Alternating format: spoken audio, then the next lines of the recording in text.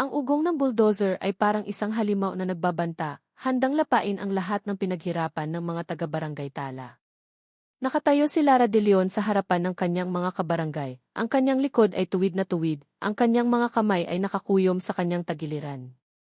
Sa likod niya ay ang mga nag-aalalang mukha ng mga taong umaasa sa kanya, mga tindera sa palengke, mga mangingisda, mga ina na yakap ang kanilang mga anak.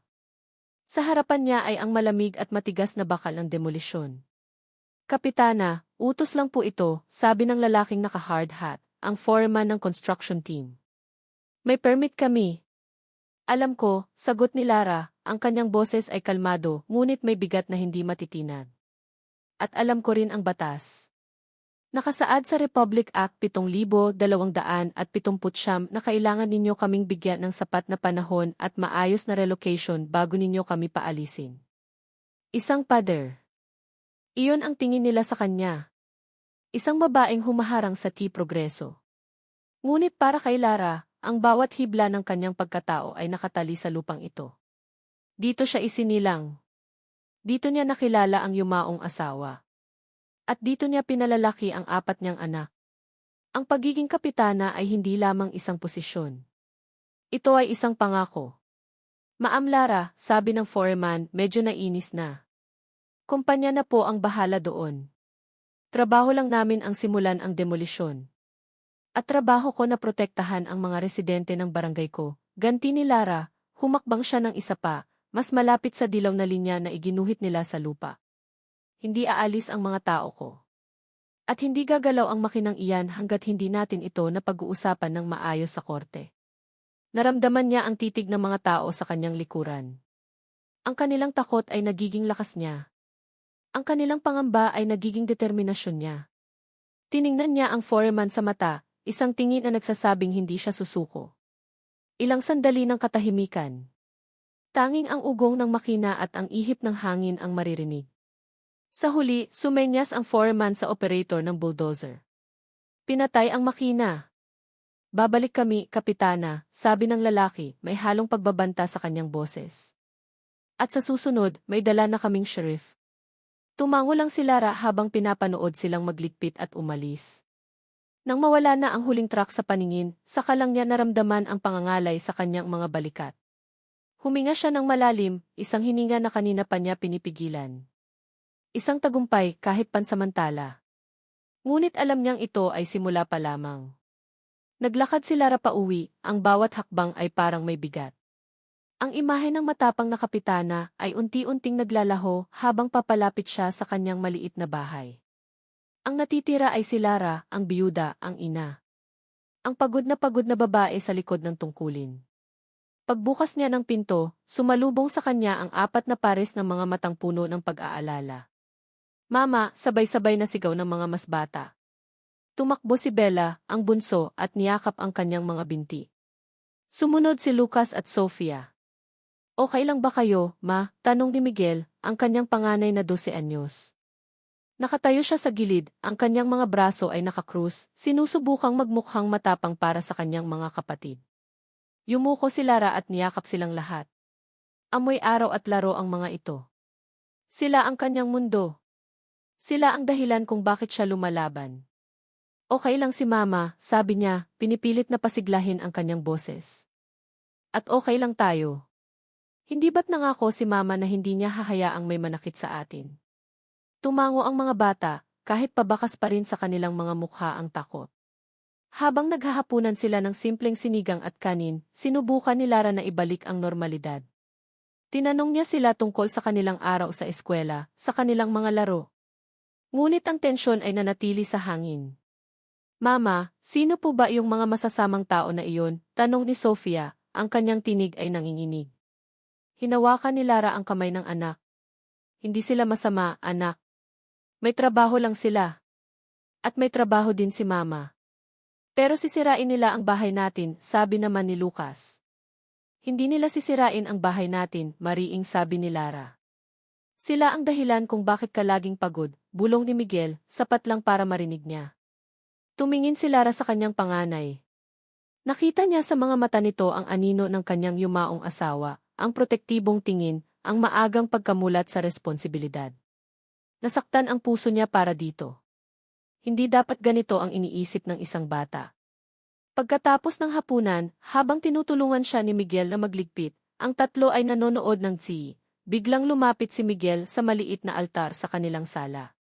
Kinuha nito ang larawan ng kanilang ama, isang nakangiting pulis na nakauniporme. Pinunasan ni Miguel ang alikabok sa salamin ng picture frame. Kung nandito lang si Papa, sabi nito sa mahinang boses, hindi sila magtatagumpay. Hindi nakapagsalita si Lara. Lumapit siya at niyakap ang anak mula sa likuran. Kahit wala na si Papa, nandito pa rin si Mama. At nandito ka. Magkasama tayong lalaban. Tumango si Miguel, ngunit hindi nito binitiwan ang larawan. Pinanood siya ni Lara, at sa isang saglit, isang matinding kirot ng pangulila ang tumagos sa kanyang puso. Miss na niya ang kanyang asawa. Ang kanyang katuwang. Gabi na nang may kumatok sa pinto. Isang barangay tanod. Kapitana, may sulat po para sa inyo. Galing sa syudad. Mukhang importante. Kinuha ni Lara ang isang mamahaling puting sobre. May logo ito na hindi niya pamilyar, isang bilog na may letrang A sa gitna. Kinabahan siya. Dahan-dahan niyang binuksan ito. Sa loob ay isang makapal na papel na may letterhead. Ang mga salita ay formal at malamig. Ngunit ang pangalan sa ibaba ang nagpatigil sa kanyang paghinga. Ricardo Rick Jimenez. C. Horizon Prime Holdings. Ang sulat ay isang formal na paanyaya, o mas tamang sabihin, isang utos, para sa isang pagpupulong kinabukasan ng umaga sa opisina nito sa Makati. Isang ultimatum. Ang hari ng demolisyon ay gusto na siyang harapin. Napatingin si Lara sa bintana, sa madilim na gabi. Ang laban ay nagsisimula pa lamang. At bukas, haharapin niya ang halimaw mismo. Ang mundo ni Ricardo Rick Jimenez ay gawa sa salamin, bakal, at mga numero. Mula sa kanyang opisina sa pinakatuktok ng Horizon Prime Tower, ang buong Metro Manila ay parang isang maliit na mapa lamang sa ilalim ng kanyang mga paa. Ang bawat gusali ay isang tagumpay, ang bawat kalsada ay isang oportunidad. Walang puwang para sa emosyon. Emosyon ay isang kahinaan. Sir, narito na po ang report tungkol sa insidente sa Barangay Tala, sabi ng kanyang executive assistant, inilapag ang isang folder sa kanyang malawak na mesa na gawa sa mahogany. Hindi inangat ni Rick ang kanyang tingin mula sa computer screen. Summarize it, see. Nagkaroon po ng pagkaantala. Hinarang po ng kapitana ng barangay, isang Lara de Leon, ang ating demolition team. Isang kapitana? Sa wakas ay tumingin si Rick, isang kilay ang bahagyang tumaas. Iyan ang dahilan kung bakit na-delay ang buong timeline. Isang tao. She was citing a Republic Act, sir. At may mga residente pong nakapaligid sa kanya. To avoid media incident, our team decided to pull back for the day. Bumuntong hininga si Rick, isang tunog ng matinding inis. Para sa kanya, ang mga tao ay parang numero sa isang financial statement. Ang Barangay Tala ay isang key asset na kailangan i-liquidate para sa mas malaking profit margin. Ang kanilang mga sentimental attachments ay isang non-quantifiable variable na nakakasira lang sa plano. Get our legal team on this. I want that demolition order enforced by the end of the week. Don't care what it takes, malamig niyang utos, ibinalik ang tingin sa mga stock market figures na sumasayaw sa kanyang screen. Nang makaalis ang kanyang assistant, sandaling ipinikit ni Rick ang kanyang mga mata. Ang pagkaantala. Ang salitang iyon ay naghatid ng isang pamilyar na kirot. Isang mabilis na alaala ang dumaan sa kanyang isip, isang boses ng babae, tumatawa. Ito ang simula natin, Rick. Ang Horizon Prime. Ang mukha ni Isabella, nagniningning sa pangako at pag-ibig. At pagkatapos, ang parehong mukha, puno ng kasinungalingan. I'm sorry, Rick. It's just business. Binuksan niya ang kanyang mga mata. Ang kirot ay naging yelo. Ang negosyo. Negosyo lang ang lahat. Ang tiwala ay para sa mga tanga. Ang pag-ibig ay isang ilusyon. Ang tanging totoo ay ang kapangyarihan at pera. Iyon ang leksyon na itinuro sa kanya ni Isabella sa pinakamasakit na paraan. At hinding-hindi na niya iyon kalilimutan. Pinindot niya ang intercom. Cynthia, canceled in the afternoon meetings. I'll handle this barangay tala issue myself. Biglang tumunog ang kanyang private line. Ang security head ng gusali. Sumimangot si Rick. Ayaw niya ng abala. Sir Jimenez, sabi ng boses sa kabilang linya, halatang natataranta. May maliit na problema po tayo sa parking lot. Anong problema? Iritadong tanong ni Rick. May 4 na bata po, sir. Nakapasok sa restricted area. At UMT. And what? Binas po nila yung sasakyan ninyo, sir. Gamit ang mga water gun. Katahimikan. Hindi makapaniwalang na proseso ni Rick ang narinig. Ang kanyang itim na European luxury car, ang kanyang personal na santuwaryo ng metal at makina, ay inatake ng mga batang mailaro ang baril na tubig. Ang absurdity ng sitwasyon ay mas lalong nakapagpainit ng kanyang ulo. Nasaan sila ngayon? Tanong niya, ang kanyang boses ay delikadong kalmado na. Nasa kustodya po namin sila, sir. Dito sa security office sa lobby. I'm on his way down. Tumayo si Rick. Inayos niya ang kanyang mamahaling suite at lumakad palabas ng kanyang opisina. Habang naglalakad siya sa pasilyo, ang bawat empleyadong nakakasalubong niya ay yumuyuko, umiiwas sa kanyang tingin na parang apoy. Ngunit hindi sila ang nasa isip niya. Mula sa salaming pader ng pasilyo, tanaw niya ang parking lot sa ibaba. Nakita niya ang kanyang kotse, may mga basa pang marka sa makintab na itim na pintura. At malapit doon, nakita niya sila. 4 na maliliit na figura na binabantayan ng 2 unipormadong gwardiya. Isang batang lalaki na mukhang matapang, 2 mas bata pa na halatang takot, at isang maliit na batang babae na nakayakap sa binti ng isa sa mga gwardiya. Mga problema. Mga maliliit na sagabal. Mga dagdag na numero sa listahan ng mga bagay na kailangan niyang ayusin. Sumakay siya sa private elevator. Habang bumababa ito, tiningnan niya ang kanyang refleksyon sa salamin. Ang malamig, walang emosyon na mukha ng isang ang hari ng isang imperyo na walang reyna. At mas gusto na niya ng ganoon. Pagbukas ng pinto ng elevator sa lobby, agad siyang nilapitan ng security head. Ngunit hindi ito pinansin ni Rick. Ang kanyang mga mata ay nakatuon sa 4 na bata na nakaupo sa isang mahabang bench. Lumapit siya. Bawat hakbang niya ay mabigat at may otoridad. Tumahimik ang buong lobby. Naramdaman ng mga bata ang kanyang presensya at sabay-sabay silang napatingala. Nakita niya ang takot sa kanilang mga mata. Good. Dapat lang silang matakot. Humarap siya sa kanila, ang kanyang anino ay bumabalot sa kanilang maliliit na katawan. Who is responsible for this? Tanong niya, ang kanyang boses ay parang kulog sa tahimik na lugar. Walang sumagot.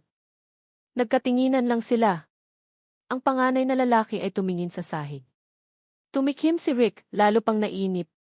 Itinuon niya ang kanyang tingin sa pinakamaliit, ang batang babae na may 2 tirintas at malalaking, bilugang mga mata na ngayon ay puno na ng luha. Bago pa man siya makapagsalita ulit, dahan-dahang tumayo ang bata. Nanginginig ang mga labi nito. Sa isang maliit na kamay, mahigpit nitong hawak ang isang kulay pink na water gun. Itinutok nito iyon sa kanya. Ang mga gwardiya ay natigilan, hindi alam kung anong gagawin. Tumingala ang bata kay Rick, ang mga butil ng luha ay nagsimula ng mamuo sa gilid ng kanyang mga mata. Sa gitna ng malawak at malamig na lobby ng Horizon Prime Tower, sa harap ng makapangyarihang si Ricardo Jimenez, isang maliit na boses ang narinig, basag at puno ng desperasyon. Huwag ninyong sirain ang bahay namin, sir. Ang bawat segundo sa loob ng taxi ay parang isang karayom na tumutusok sa pasensya ni Lara. Ang tawag mula sa isang hindi pamilyar na numero, isang security guard mula sa Horizon Prime, ay nagpatigil sa kanyang mundo. Ang kanyang mga anak. Sa teritoryo ng kalaban. Ang takot na gumapang sa kanyang sistema ay mabilis na napalitan ng galit. Galit sa sarili dahil hindi niya sila nabantayan at galit sa lalaking naging dahilan ng lahat ng ito. Pakibilisan po, Manong, sabi niya sa taxi driver. Ang kanyang mga kamay ay nanginginig habang mahigpit na hawak ang kanyang cellphone. Pagdating niya sa harap ng nagtataasang gusali ng Horizon Prime Tower, halos itapon na niya ang bayad sa driver. Ang gusali ay parang isang higanting halimaw na gawa sa salamin at bakal, nagbabantang lulunukin ang sinumang hamak na lumapit. At sa loob nito ay ang kanyang 4 na pinakamamahal na kayamanan. Tumakbo siya papasok sa lobby. Ang lamig ng aircon ay tila sampal sa kanyang pisngi.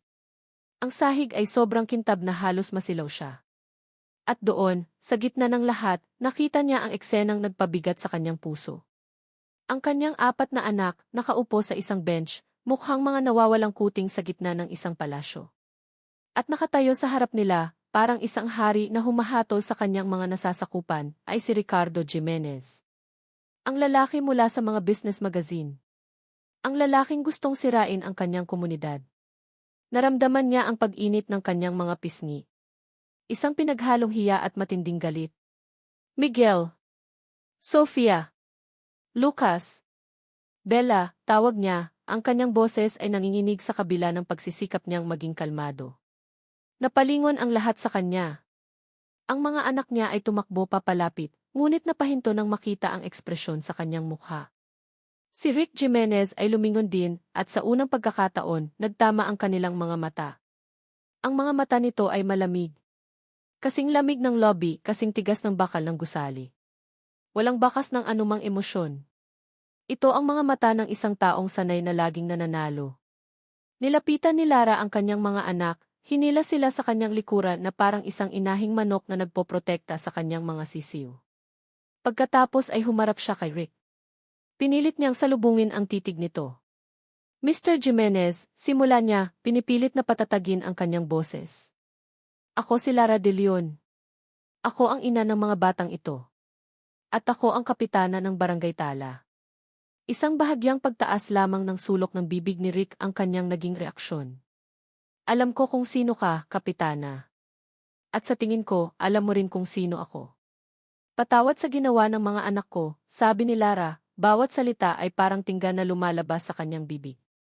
Ang paghingi ng tawad sa taong ito ang pinakahuling bagay na gusto niyang gawin. Hindi na ito maulit.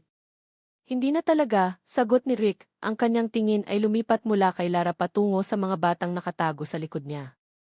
Dahil sa susunod, trespassing at destruction of private property na ang ikakaso ko. Nanigas si Lara. Ang banta ay malinaw at direkta. Mga bata lang sila, depensa niya. Mga bata na kailangan ng disiplina, ganti ni Rick. Tumingin siyang muli kay Lara. At isang ina na dapat ay mas alam kung paano sila bantayan. Iyon na. Ang huling salita ay parang isang sampal. Naramdaman ni Lara ang pag-akyat ng dugo sa kanyang ulo. Ngunit bago pa man siya makasagot, nagsalita muli si Rick, at ang sinabi niya ay nagpatigil sa lahat. Pero, sabi niya, ang kanyang tono ay biglang nagbago, naging mas kalkulado. Maaari tayong gumawa ng isang kasunduan. Napatingin si Lara, puno ng pagdududa. Anong kasunduan? Bibigyan ko kayo ng 1 buwan, sabi ni Rick. 1 buwan na walang demolition team. Walang bulldozer. 1 buwan ng kapayapaan para sa iyong barangay. Natigilan si Lara. Ito ay masyadong maganda para maging totoo. Ano ang kapalit? At ano ang gusto mo? Tanong niya, ang kanyang boses ay puno ng hinala. Simple lang, sabi ni Rick, isang bahagyang ngiti ang sumilay sa kanyang mga labi, isang ngiti na hindi umabot sa kanyang mga mata. Papayagan mo akong magsagawa ng isang community survey. Gusto kong libutin ang Barangay Tala. Gusto kong makausap ang mga tao mo. Gusto kong maintindihan kung bakit ganoon na lang ang pagkapit ninyo sa isang pirasong lupa na wala namang halaga. Ang alok ay isang insulto na binalot sa isang oportunidad. Ang pagdududa ay lumaban sa desperasyon sa loob ni Lara. 1 buwan. 30 araw para makahanap ng paraan, para makakuha ng tulong legal, para makahinga. Pero ang kapalit ay ang pagpasok ng ahas sa kanilang paraiso. Bakit mo ito ginagawa? Tanong niya. Ano ang tunay mong motibo? Ang motibo ko ay negosyo, kapitana, sabi ni Rick. Ang pagkaantala ng proyekto ay nagkakahalaga sa akin ng milyon-milyon bawat araw. Mas mura para sa akin na pag-aralan ang problema kaysa makipag-away sa iyo sa korte. Ito ay isang business decision. Practicality, not charity. Tumahimik si Lara. Tumingin siya sa kanyang mga anak. Nakita niya ang takot at pag-asa sa kanilang mga mata. 1 buwan. Huminga siya ng malalim. CJ. Pumapayag ako. Good, sabi ni Rick. Sumenyas siya sa kanyang mga gwardya. Maaari na kayong umalis. Walang sinayang na oras si Lara. Hinawakan niya ng mahigpit ang kamay ng kanyang mga anak at mabilis na lumabas ng gusali, palayo sa malamig na presensya ni Ricardo Jimenez. Pakiramdam niya ay nakipagkasundo siya sa demonyo. Pagdating sa barangay, agad siyang nagpatawag ng pulong sa mga konsehal at mga matatanda. Ikinuwento niya ang nangyari at ang alok ni Rick. "Huwag tayong magtiwala dyan, Kapitana," sabi ni Mang Tonyo, isang matandang mangingisda. "Isa iyong patibong." "Alam ko po," sagot ni Lara. "Alam kong mayroon siyang ibang plano. Pero binigyan niya tayo ng isang bagay na kailangan natin, oras. 1 buwan. Gagamitin natin ang 1 buwan na iyon para palakasin ang ating kaso. Para ipakita sa lahat na hindi tayo basta-basta susuko."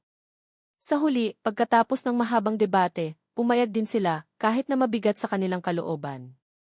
Ang tiwala nila sa desisyon ni Lara ang nanaig. Pag-uwi niya sa bahay, hinarap naman niya ang kanyang 4 na maliliit na isundalo. Pinaupo niya sila sa sala. "Hindi ninyo ba alam kung gaano kapanganib ang ginawa ninyo?" sabi niya, ang kanyang boses ay seryoso. "Paano kung may nangyaring masama sa inyo? Hindi niyo dapat ginawa iyon." Napayuko silang lahat. Si Bella ay nagsimula ng humikbi. Lumambot ang puso ni Lara. Lumuhod siya sa harap nila. "Pero dugtong niya, hinahaplos ang buhok ni Bella. "Salamat sa pagiging matapang ninyo para kay Mama. Pero sa susunod, hayaan niyo na si Mama ang lumaban, okay? Iyon ang trabaho ko." Tumango sila. Niyakap niya silang lahat ng mahigpit. Sa gabing iyon, magkakatabi silang natulog na parang sa paraang iyon ay mas mapoprotektahan niya sila. Kinabukasan, maagang nagising si Lara. Habang naghahanda siya ng almusal, isang kaba ang gumambala sa kanyang sistema. Anong mangyayari ngayon? Biglang may kumatok sa pinto. Hindi ito ang karaniwang katok ng isang kapitbahay. Ito ay tiyak at malakas. Nagtataka siyang lumapit at binuksan ang pinto. At doon, natigilan siya. Nakatayo sa kanyang harapan si Ricardo Jimenez. Ngunit iba ang itsura nito. Wala ang mamahaling suit at kurbata. Nakasuot lamang ito ng simpleng itim na polo shirt at maong pants. Ang kanyang buhok ay medyo magulo na parang hinanginan. Sa unang pagkakataon, mukha itong tao. Tumingin ito sa kanya, pagkatapos ay sa loob ng kanyang maliit na bahay, at ibinalik ang tingin sa kanya. Isang bahagi ng pagiging arugante nito ay nandoon pa rin. "I'm here for advice survey, Kapitana," sabi nito, ang boses ay kalmado pa rin, ngunit may bagong tono na hindi maintindihan ni Lara. "Show me around." Para kay Ricardo Jimenez, ang barangay tala ay isang problema sa isang spreadsheet. Isang set ng mga numero na kailangan ayusin. Ngunit habang nakatayo siya sa harap ng pintuan ni Lara de Leon, sa ilalim ng sikat ng araw, naamoy ang pinaghalong aroma ng nilulutong pagkain at mamasa-masang lupa, napagtanto niya na ang spreadsheet ay hindi nagsasabi ng buong katotohanan. Sinundan niya si Lara, na halatang hindi komportable sa kanyang presensya. Ang bawat hakbang sa hindi pantay na daan ay isang paalala kung gaano kalayo ang lugar na ito sa kanyang mundo ng semento at bakal. Ang mga tao ay bumabati kay Lara, hindi bilang isang opisyal, kundi bilang isang kaibigan, isang kapitbahay. Nakikita niya ang respeto sa kanilang mga mata, isang uri ng respeto na hindi nabibili ng pera. "Ito ang aming palengke," sabi ni Lara, ang kanyang boses ay maihalong pagmamalaki at pagiging depensibo. Itinuro niya ang mga hilera ng maliliit na stall na nagbebenta ng lahat mula sa mga sariwang gulay hanggang sa mga tuyong isda. Pinagmasdan ni Rick ang paligid. Maingay. Magulo. Hindi epesyente. Sa isip niya, kinakalkulanan niya kung paano maaaring gawing isang modernong, multi-level na commercial complex ang lugar na ito. Ano ang average na kita ng isang tindera dito sa isang araw? Tanong niya, ang kanyang tono ay parang isang auditor. Sumimangot si Lara. "Hindi namin sinusukat ang buhay ng mga tao base sa average na kita, Mr. Jimenez." "Dapat lang," sagot niya. "How can you plan for growth if you don't have the data?" Ang pag-unlad para sa amin ay hindi lang tungkol sa pera. Ganti ni Lara, huminto sila sa harap ng isang stall ng mga prutas na pag-aari ng isang matandang babae na kulubot na ang balat, ngunit masigla ang mga mata. "Aling Nena, si Mr. Jimenez po," pagpapakilala ni Lara. Tumingin sa kanya ang matanda mula ulo hanggang paa. Aba, ito pala ang sikat na si. Ang laki mong tao, iho. Mas malaki ka pa sa mga problema mo. Hindi napigilan ni Rick ang bahagyang pagkunot ng kanyang noo. Sanay siyang katakutan, hindi biruin. Nais ko lang pong malaman kung paano ang takbo ng negosyo ninyo dito, sabi ni Rick, pilit na pinapanatili ang kanyang propesyonal na tono. Ang negosyo ko, tumawa si Aling Nena. Simple lang. Nagtatanim, nag-aani, nagbebenta. Ang kinikita ko, pinapakain ko sa mga apo ko, pinapaaral ko sila.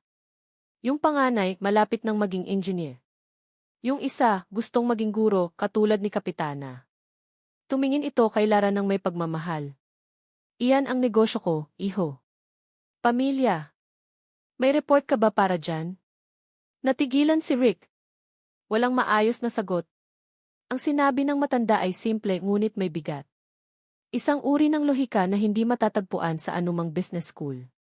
Nagpatuloy sila sa paglalakad, papunta sa tabi ng ilog kung saan nakatali ang mga bangka ng mangingisda.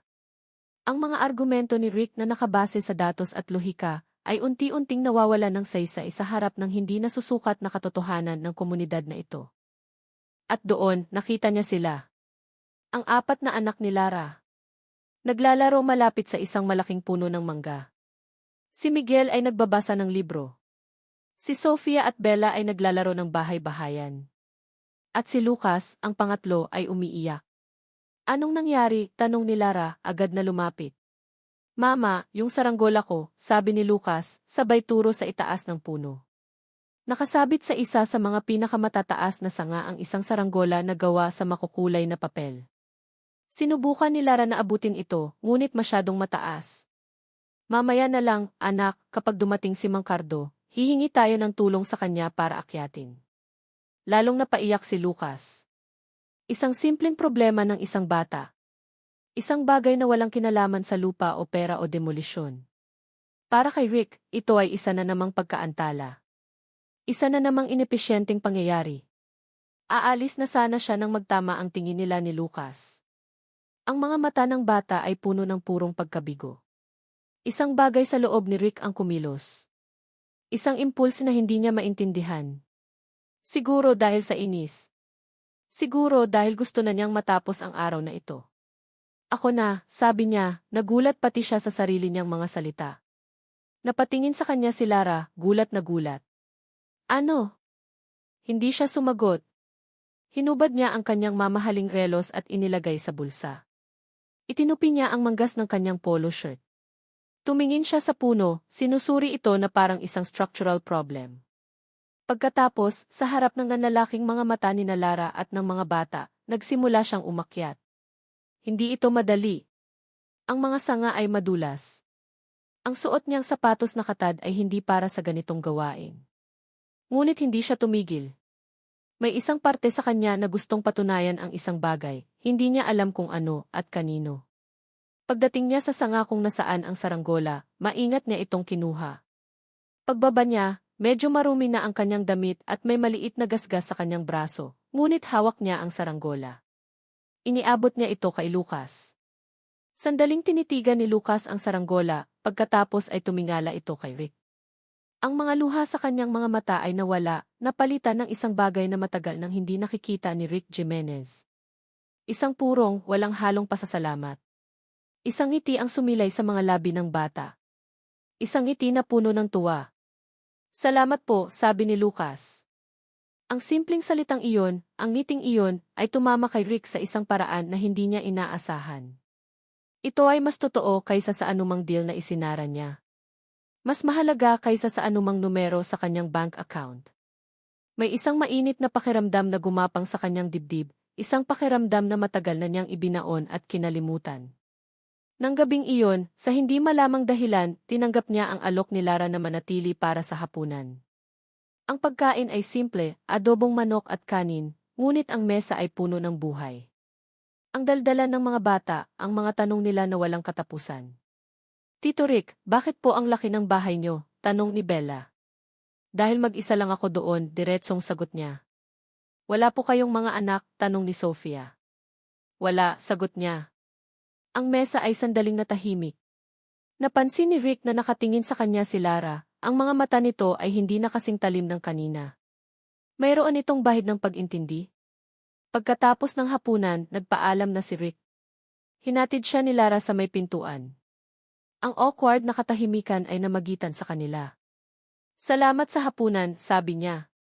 Salamat sa saranggola, sagot ni Lara. Tumango si Rick at tumalikod na para umalis. Ngunit bago pa man siya makahakbang, isang maliit na boses ang pumigil sa kanya. Babalik ka pa po ba, Tito Rick? Napahinto siya. Napalingon. Nakatayo sa tabi ng kanyang ina si Sofia, nakatingin sa kanya ng may pag-asa.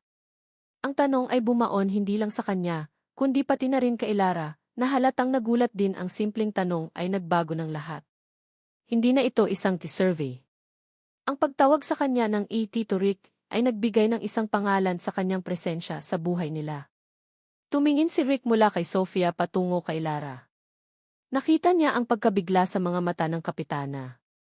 At sa isang saglit, sa ilalim ng ilaw ng isang nag-iisang bombilya sa labas ng maliit na bahay, hindi na niya ito nakita bilang isang hadlang. Nakita niya ang isang babae. Isang ina.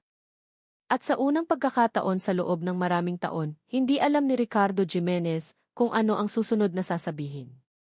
Ang tanong ni Sofia ay nanatiling nakabitin sa hangin, matagal pagkatapos umalis ni Rick. Babalik ka pa po ba, Tito Rick? Hindi iyon sinagot ni Rick. Ngunit ang sagot ay dumating kinabukasan. At sa susunod na araw. At sa araw pagkatapos noon. Sa simula, ang dahilan niya ay laging trabaho. May kailangan daw siyang i-verify sa komunidad. May mga residente siyang kailangan pang kausapin. Ngunit unti-unti ang mga dahilan ay naglaho. Dumarating na lang siya, dala-dala ang isang supot ng pandesal sa umaga, o isang box ng pizza sa hapon. At sa bawat pagdating niya, ang mga pader na itinayo ni Lara sa paligid ng kanyang puso ay unti-unting nagkakaroon ng mga bitak. Nakikita niya ito sa mga mata ng kanyang mga anak. Ang panganay niyang si Miguel, na laging seryoso at tila pinapasan ang mundo, ay nagagawa ng umiti kapag tinutulungan siya ni Rick sa kanyang mahihirap na takdang aralin sa math. Nakaupo sila sa kanilang maliit na mesa, ang ulo nilang dalawa ay magkadikit. Ang boses ni Rick ay kalmado at matyaga habang ipinapaliwanag ang mga komplikadong equation. Sa mga sandaling iyon, hindi ito ang sifi ng Horizon Prime. Ito ay isang tiyuhin. Isang kaibigan. Nakikita niya ito kay Sofia, ang kanyang madaldal na anak, na laging may kwento. At si Rick, ang lalaking nagpapatakbo ng isang multibilyong pisong kumpanya, ay upo sa sahig at makikinig sa walang katapusang kwento ni Sofia, tungkol sa kanyang mga kaklase o sa isang pusang gala na pinangalanan niyang Kimingming. Nakikinig ito na parang ang kwento ni Sofia ang pinakamahalagang balita sa buong mundo. Ang presensya ni Rick ay naging isang pamilyar na tanawin. Minsan, nadadatnan na lang siya ni Lara na nakaupo sa kanilang hagdanan sa labas, tahimik na pinapanood ang mga bata habang naglalaro sila ng habulan. Wala siyang ginagawa. Nandoon lang siya. At para kay Lara, nasanay na mag-isang pasanin ang lahat, ang simpleng pagiging naroroon ng isang tao ay isang bagay na halos nakalimutan na niya kung ano ang pakiramdam. Isang Sabado ng gabi, mayroong munting piyesta sa barangay. Ang plaza ay napuno ng mga makukulay na banderitas at mga ilaw. May malakas na tugtugin mula sa mga speaker at ang lahat ay masaya. Isinama ni Lara ang mga bata at sa hindi niya inaasahan, sumunod si Rick. Akala ko ba ayaw mo sa maingay? Tanong ni Lara, habang sabay silang nanonood sa mga anak nilang nakikipaglaro sa ibang mga bata. I'm learning to appreciate organized chaos, sagot ni Rick, isang maliit na ngiti ang gumuhit sa kanyang mga labi. Ang ngiting iyon ay hindi na kasing lamig ng dati.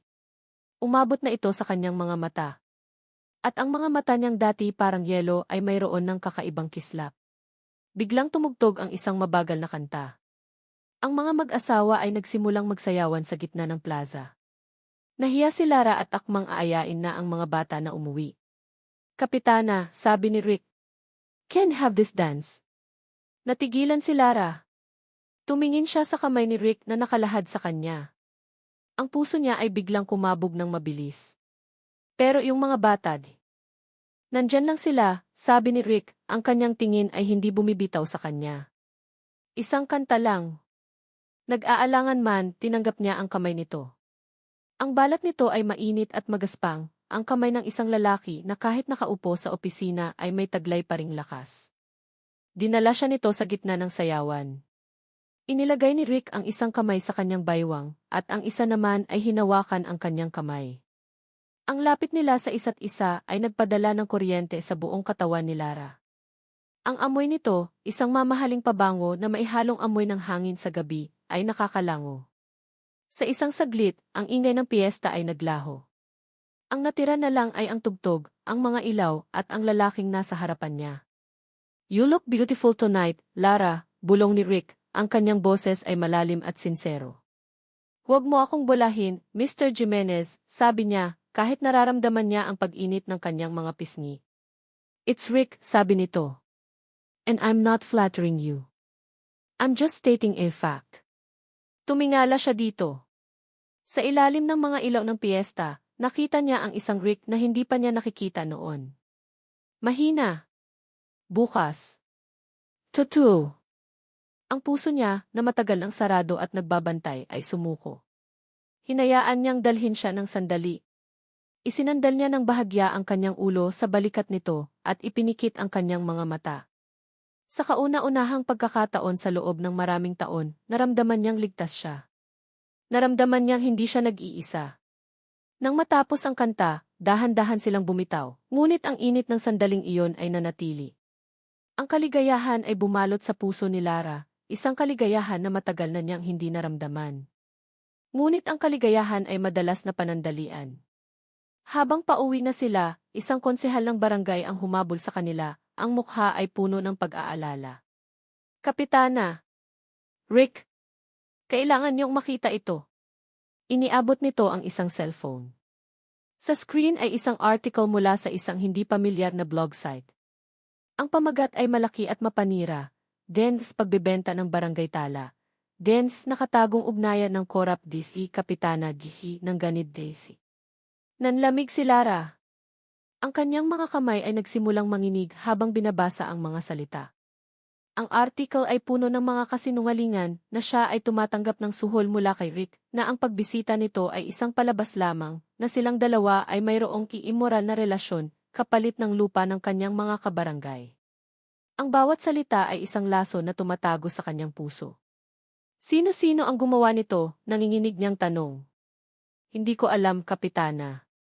Bigla na lang kumalat sa Facebook, sabi ng konsehal. Tumingin si Lara kay Rick. Ang mukha nito ay nag-aapoy sa galit. Isang galit na hindi para sa kanya, kundi para sa kanya. "This is garbage," sabi ni Rick, ang kanyang boses ay matigas na parang bato.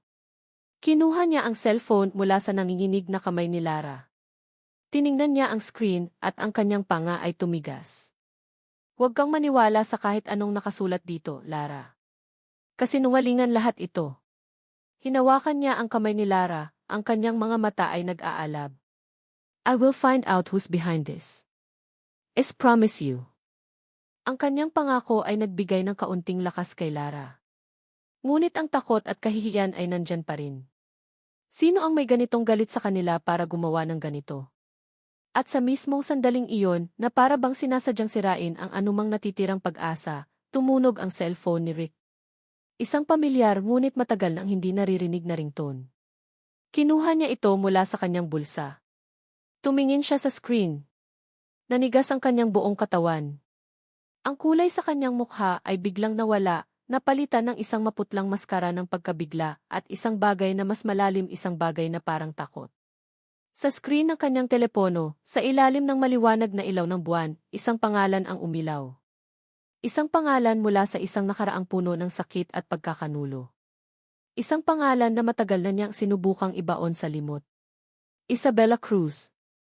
Ang pangalan sa screen ay hindi lang isang pangalan. Ito ay isang multo. Isang sumpa.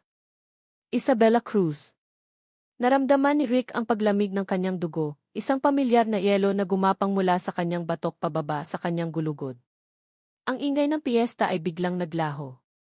Ang nag-aalalang mukha ni Lara ay tila lumayo.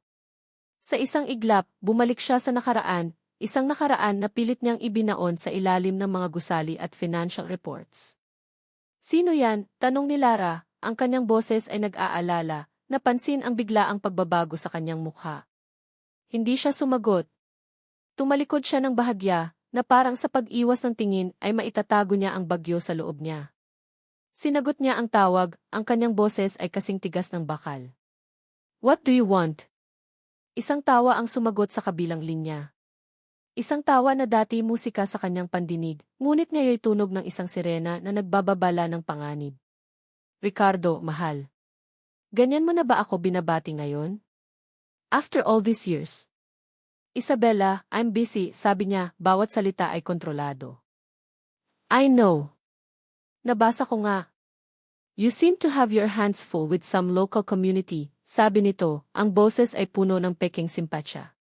Kaya nga ako tumawag. I'm back in Manila. I thought we could have dinner. For old times' sake. Hindi. Walang old times' sake. Ang nakaraan nila ay isang battlefield kung saan siya lang ang nasugatan. Ngunit ang article ang timing. Where, tanong ni Rick, ang kanyang isip ay tumatakbo na parang isang supercomputer. Kailangan niyang malaman kung ano ito. Kung ito ba ay isang masamang koinsidensya, o isang bagay na mas masama pa. Isang oras ang lumipas. Si Rick ay nakaupo sa isang pribadong silid ng isang mamahaling restaurant sa Keys, ang uri ng lugar na kinamumuhian na niya ngayon. Ang bawat sulok ay nagpapaalala sa kanya ng buhay niya noon, isang buhay ng kasinungalingan at pagkukunwari. Isang buhay kasama si Isabella. Dumating ito. Parang walang nagbago.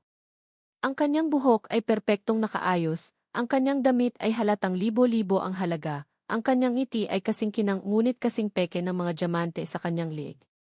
Siya ang larawan ng perpeksyon. At si Rick, na nasilayan na ang kabutihan sa simple at totoong mundo ni Lara, ay nakita na ngayon si Isabella kung ano talaga ito, isang magandang estatwa na walang puso. You look good, Rick, sabi nito, umupo sa tapat niya. Success suits you. Let's cut to the chase, Isabella. Wilby, are you here? Malamig niyang tanong. Hindi ba pwedeng namiss lang kita, sabi nito, ang kanyang mga mata ay naglalaro. I made a mistake, Rick. Iniwan kita. I was young, stupid. Pero napagtanto ko na. Stop, putol ni Rick. I've heard this before. Hindi na ako ang tangang lalaki na iniwan mo. Ang ngiti ni Isabella ay bahagyang naglaho. Ang sungit mo naman. I heard you're having some trouble. Isang proyekto sa Rizal, tama ba? Nakakaawa naman. Ang isang malaking sihi, pinapahirapan ng isang maliit na barangay. At ng isang napakatapang na kapitana. Sa salitang iyon, tumigil ang mundo ni Rick. Kapitana. Ang article ay tinawag si Lara na kikorap na kapitan. Ang mga taga-barangay lang ang tumatawag sa kanya ng Kapitana. Paano niya nalaman ang detalyeng iyon? Ang isang maliit na salita, isang maliit na pagkakamali ay nagbukas ng lahat. Tinitigan siya ni Rick, ang kanyang mga mata ay naniningkit. Ang lahat ng piraso ng puzzle ay biglang nagkabit-kabit sa kanyang isipan. Ang biglaang paglitaw ng article. Ang biglaang tawag nito. Ang detalyeng ito. How did you know they call her Kapitana? Tanong niya, ang kanyang boses ay mahinahon ngunit may nakatagong panganib. Natigilan si Isabella. Sa isang saglit, nakita ni Rick ang isang kislap ng gulat sa mga mata nito. Nahuli niya ito. Ngunit mabilis itong nawala. At ang humalili dito ay isang bagay na kinilabutan ni Rick. Ang peking ngiti ay naging isang ngisi na puno ng tagumpay at panunuya. Ang laro ay tapos na. Inilabas na niya ang kanyang tunay na mukha. Clever as always, Ricardo, sabi nito, sumandal sa upuan at uminom ng wine. Kaya kita minahal eh. At kaya rin kita kinamumuhian. You did it, sabi ni Rick. Hindi ito isang tanong. Isa itong pahayag. The article. It was you. Tumawa si Isabella. Of course, it was me. Ang ganda ng headline, hindi ba? Akong mismo ang nagsulat noon. Isang maliit na welcome back gift para sa'yo. Naramdaman ni Rick ang pag-akyat ng galit sa kanyang dibdib, isang galit na mas matindi pa kaysa sa naramdaman niya noong iniwan siya nito. Dahil sa pagkakataong ito, hindi lang siya ang sinasaktan nito. Dinadamay nito si Lara. Bakit, tanong niya, ang kanyang mga kamay ay nakakuyom sa ilalim ng mesa. Bakit, ulit ni Isabela. Dalawang dahilan, mahal. Una, negosyo. Itinaas nito ang kanyang wine glass. Allow me to introduce myself again. Isabella Cruz, CEO of Sterling Cruz Development. Ang pinakamalaki mong kakumpetensya. At matagal ko nang gusto ang lupain sa San Mateo. Kapag naging masyadong magulo ang proyekto mo, kapag nagsimula ng magreklamo ang board mo dahil sa pagkalugi, sino sa tingin mo ang mag-aalok na bilhin ang problema mo sa murang halaga? Nanigas si Rick. Ang tuso. Ang talino. Ang sama. At ang pangalawang dahilan, tanong ni Rick, kahit alam na niya ang sagot. Tinitigan siya ni Isabela, ang kanyang mga mata ay nag-aapoy sa isang galit na matagal ng kinikimkim. Ikaw. Dahil iniwan mo ako, Rick. Ako ang unang umalis. Pero bumalik ako. At ano ang nakita ko? Ipinagpalit mo ako sa isang hamak na biyuda mula sa isang squatter na lugar. Ako. Ipinagpalit mo sa isang babaeng amoy putik. Don't you dare talk about her, gigil na sabi ni Rick, tumayo. Oh, tinamaan ka ba? Lalong nanukso si Isabela. Masakit ba? Good. Dahil nagsisimula pa lang ako. Sisirain ko hindi lang ang proyekto mo. Sisirain ko ang reputasyon mo. At sisirain ko ang bago mong laruan. Panoorin mo. Hindi na nagsalita si Rick. Walang saysay. Ang pagsigaw ay isang pagkatalo. Ang pananahimik ay isang banta. Tumalikod siya at naglakad palabas ng restaurant, iniwan si Isabela na nakangisi sa kanyang tagumpay. Habang nagmamaneho siya palayo, ang kanyang isip ay isang kaguluhan. Ang galit kay Isabela. Ang sakit ng nakaraan. Ngunit ang nangingibabaw sa lahat ay isang bagong damdamin, takot. Isang matinding takot para kay Lara at sa mga anak nito. Kasalanan niya ito. Ang multo niya ang bumalik para manligalig. At isinama nito si Lara sa gulo. Biglang nag-vibrate ang kanyang cellphone. Isang text message. Mula kay Isabela. Binuksan niya ito. Ito ay isang litrato. Ang litrato ay si Isabela, nakatayo sa arko ng Barangay Tala. Ang parehong arko kung saan siya unang hinarang ni Lara. Nakangiti ito sa kamera, isang matamis ngunit nakakakilabot na ngiti. At sa likod niya ay ang mga bahay ng mga taong pinipilit niyang intindihin at, sa isang paraan, protektahan. At sa ilalim ng litrato, mayroong isang maikling mensahe, isang mensahe na nagpatigil sa pagtibok ng kanyang puso. Nagsisimula pa lang ako, mahal. Kinabukasan, ang sinag ng araw ay parang isang insulto. Paano maaaring maging ganito kaliwanag ang umaga kung ang puso ni Lara ay nababalot ng dilim? Ang gabi ay lumipas na halos hindi siya nakatulog. Ang mga imahe ay paulit-ulit na naglalaro sa kanyang isipan, ang manlolokong article, ang pangalan ni Isabella Cruz sa screen ang telepono, at ang biglaang pagbabago sa mukha ni Rick. Isang maskara ng yelo na bumura sa lahat ng init na nakita niya sa mga nakaraang linggo. Dumating si Rick sa barangay hall bandang tanghali. Ang kanyang mukha ay seryoso, ang kanyang mga mata ay may bakas ng puyat. Lara, we need to talk, sabi niya, isinara ang pinto ng kanyang maliit na opisina. Sino siya, Rick? Diretsang tanong ni Lara, hindi na nagpaligoy-ligoy pa. Sino si Isabella Cruz? Bumuntong hininga si Rick. Nag-iwas ito ng tingin, isang kilos na nagpadala ng malamig na kaba sa dibdib ni Lara. She's an old business associate, sagot niya. Isang kakumpetensya sa industriya. Malaki ang galit niya sa akin. At sa tingin ko, siya ang nasa likod ng article na iyon. May kulang. Naramdaman iyon ni Lara. Ang paraan ng pagsasalita niya, ang pag-iwas niya ng tingin. Ito ay higit pa sa e-business.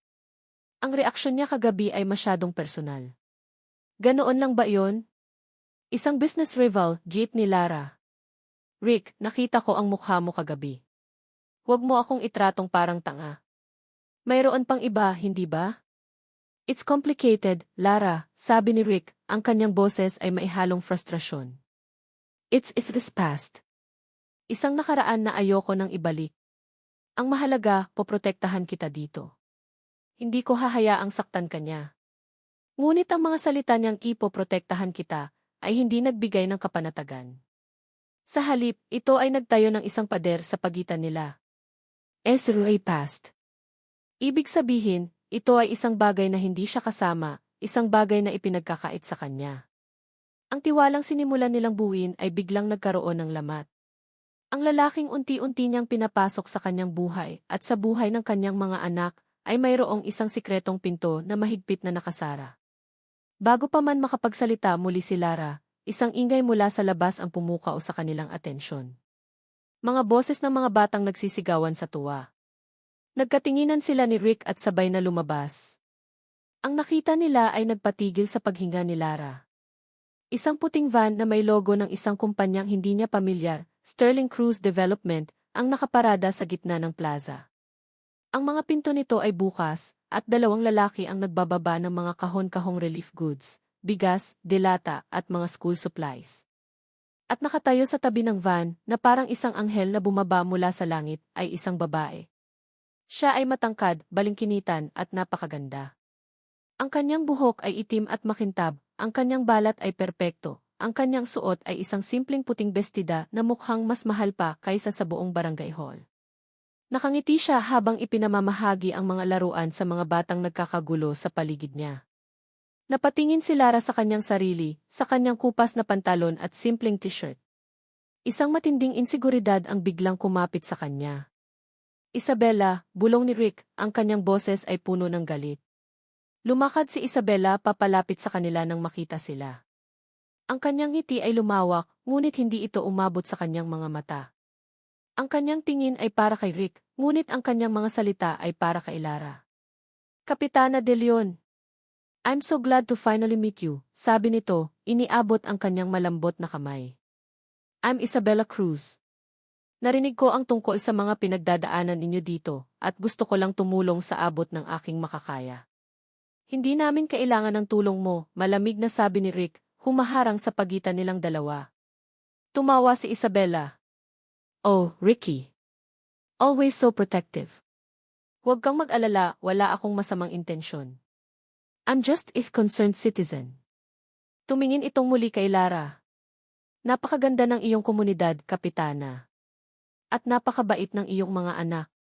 Iginupo nito ang kanyang tingin sa mga batang naglalaro pa rin. Ang bawat salita ni Isabella ay matamis, ngunit para kay Lara, ito ay mailason. Ang bawat papuri ay parang isang insulto.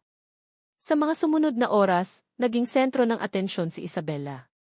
Kinausap niya ang mga matatanda, nangako ng mga medical mission, at nag-iwan ng isang malaking tseke bilang idonasyon para sa barangay. At habang ginagawa niya ito, maingat siyang nagtatanim ng mga binhi ng pagdududa. Narinig ko na malapit daw kayo ni Sir Rick, sabi niya sa isang grupo ng mga nanay habang si Lara ay nasa malayo. Mabait siyang tao, pero minsan, nauuna ang negosyo. Sana lang ay hindi niya kayo sinasaktan. Magkaibigan lang po ba talaga sila ng kapitana? Tanong ng isang tindera. Iyon din ang tanong ko, sagot ni Isabella, na may peking lungkot sa kanyang mukha.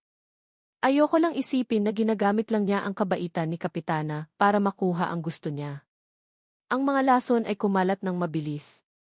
Nagsimulang magbulungan ang mga tao.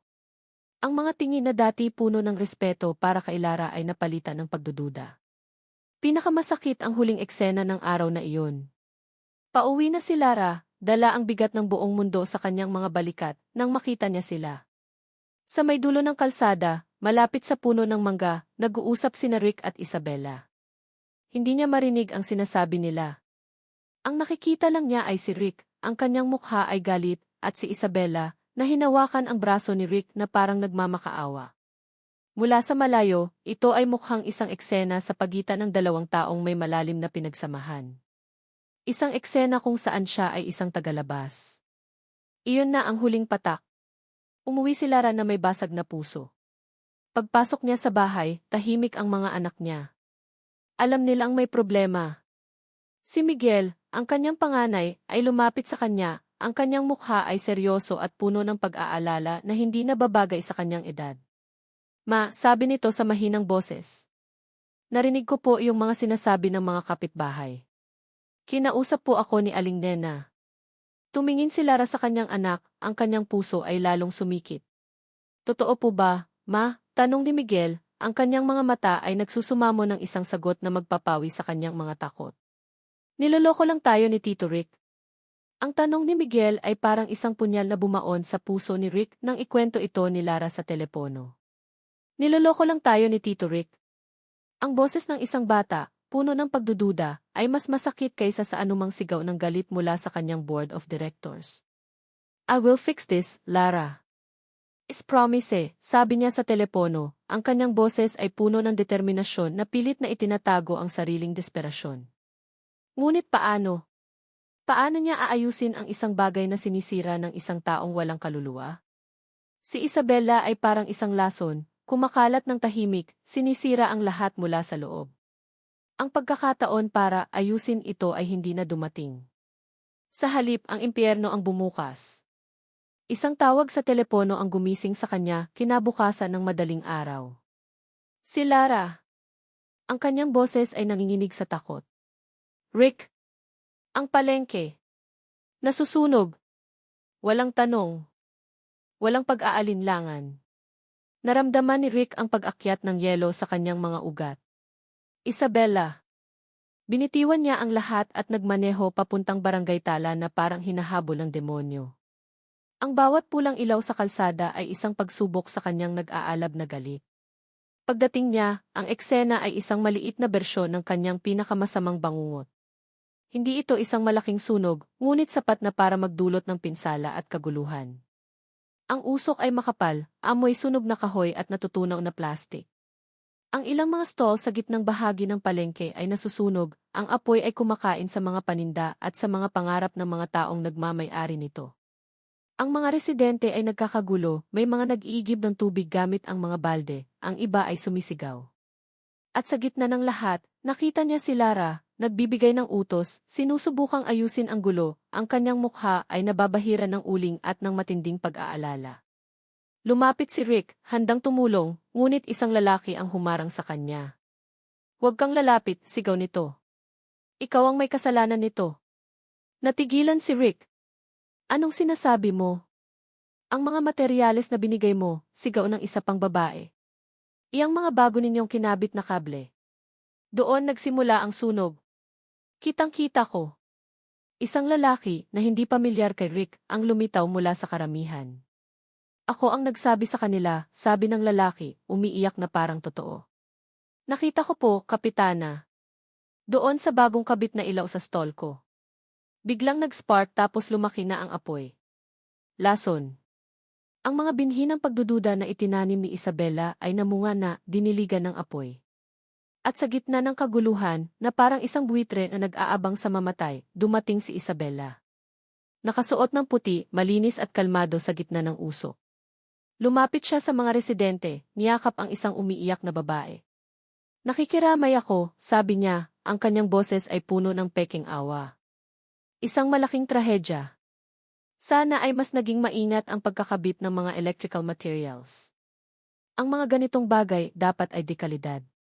Hindi dapat tinitipid. Ang bawat salita ay isang patama, isang akusasyon na nakatutok kina Rick at Lara. Ang epekto ay mabilis at brutal. Sa opisina ni Rick, ang kanyang conference call kasama ang board ay isang execution. Isang public relations nightmare, Rick, sigaw ng isang board member. Our stocks will plummet.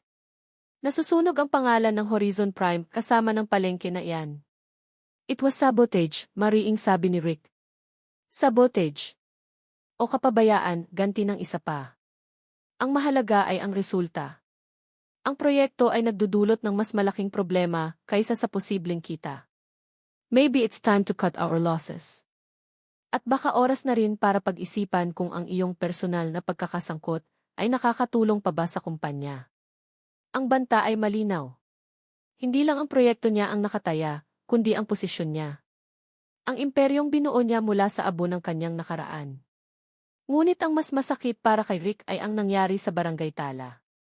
Mula sa kanyang kotse, pinanood niya ang isang eksena na sumugat sa kanyang kaluluwa. Si Lara ay nakatayo sa harap ng nasirang palengke, kausap ang kanyang mga residente. Ngunit wala na ang dating paggalang. Ang mga tingin ay puno na ng galit at paninisi. Ipinahamak mo kami, Kapitana, sigaw ni Mang Tonyo, ang dating kaalyado ni Lara. Pinagkatiwalaan ka namin. Ipinagbili mo kami sa lalaking iyan para sa mga mumurahing materyales na muntik nang pumatay sa amin, sigaw ng isang ina. Yumuko si Lara. Hindi siya sumasagot. Tumatanggap lang siya ng bawat salita na parang isang suntok. Ang kanyang mga balikat ay nanginginig at mula sa malayo, nakita ni Rick ang isang butil ng luha na pumatak sa lupa. Ang babaeng pader ay gumuho na. At kasalanan niya ang lahat. Kinagabihan, nang ang galit at pagkabigo ni Rick ay nasa sukdulan, nagring ang telepono sa kanyang opisina. Si Isabella. Sana ay naging maganda ang araw mo, sabi nito, ang boses ay parang pulot na mailason. Hayop ka, gigil na sabi ni Rick. Alam kong ikaw ang may gawa nito. Prove it, hamon nito. Pero hindi iyan ang dahilan kung bakit ako tumawag. Nandito ako para mag-alok ng solusyon. Isang win-win situation. Wala akong pakialam sa mga alok mo. Makinig ka, Ricardo, sabi ni Isabella, ang kanyang boses ay naging seryoso at malamig. Pagod na ang board mo. Galit na ang mga tao sa barangay. Ang pangalan mo at ng kapitana mo ay putik na. Narito ang alok ko, iabandona mo ang proyekto. Ibenta mo sa akin ang lupa sa mababang halaga. Ako na ang bahalang mag-ayos ng lahat. Ako ang magiging bayani na magpapatayo ulit ng palengke nila. Ako ang maglilinis ng gulo mo. Ang kailangan mo lang gawin ay umalis. Nanigas si Rick. Ang plano nito ay perpekto. Isang plano na hindi lang naglalayong manalo sa negosyo, kundi pati na rin sa pagpapahiya sa kanya. At kung hindi ako pumayag, tanong ni Rick, kahit alam na niya ang sagot. Isang malamig na katahimikan ang sumunod. Pagkatapos, sinabi ni Isabella ang mga salitang magiging hatol nila. Kung hindi ka pumayag, sabi nito, ang bawat salita ay dahan-dahan at puno ng kamandag, sisiguraduhin kong walang matitira sa iyo. At sisirain ko siya. Ubusin ko siya hanggang sa pati ang mga anak niya ay kamuhian na siya sa pagdadala ng malas sa buhay nila. Choose, Rick. Your dead-end project. Or what's left of her dignity. Ang hangin sa barangay Tala ay mabigat, puno ng amoy ng sunog at ng mga nasirang tiwala. Para kay Lara, bawat hininga ay parang paglanghap ng abo, ang abo ng kanyang reputasyon, ng kanyang palengke, at ng kanyang puso. Ang mga dating ngiti ng kanyang mga kapitbahay ay napalitan ng mga matatalim na tingin at mga pabulong na akusasyon. Siya, ang kanilang kapitana, ang kanilang pader, ay isa na ngayong traidor sa kanilang mga mata. Ilang araw na siyang hindi pinapatulog ng tanong ng kanyang anak. Niloloko lang tayo ni Tito Rick. Ang tanong na iyon ay umalinggaw-ngao sa bawat sulok ng kanyang isipan, isang paalala ng paraisong panandali ang natagpuan niya at ng impyernong kinasadlakan niya ngayon. Nang gabing iyon, habang malakas ang buhos ng ulan sa labas na tila nakikidalamhati sa kanya, may kumatok sa pinto. Isang katok na pamilyar na sa kanya, ngunit ngayon ay nagdulot ng kaba sa halip na kilig. Nag-aalangan siyang binuksan ang pinto. Si Rick. Bas ng ulan, ang kanyang damit ay nakadikit sa kanyang katawan. Ang kanyang buhok ay magulo. Ngunit hindi ang ulan ang nagpabago sa kanya. Ito ay ang kanyang mga mata. Ang mga mata niyang minsan ay naging mainit at puno ng pangako ay bumalik sa pagiging yelo, ngunit sa pagkakataong ito, ang yelo ay maihalong sakit. Maihalong desperasyon. Anong ginagawa mo dito? Tanong ni Lara, ang kanyang boses ay walang emosyon. Isang pader na muli niyang itinayo, mas mataas at mas matibay kaysa dati. Lara, please, sabi ni Rick, ang kanyang boses ay pagod. Let me explain. Explain what? Tumawa si Lara, isang tawang walang saya. Ipaliwanag kung paano nasunog ang palengke. Kung paano ako naging kaaway ng sarili kong mga kabarangay. O ipaliwanag kung sino talaga si Isabella Cruz. Alin doon, Rick? Dahil sa tingin ko, lahat iyon ay konektado sa'yo. Pumasok si Rick sa loob, isinara ang pinto laban sa umuugong na ulan.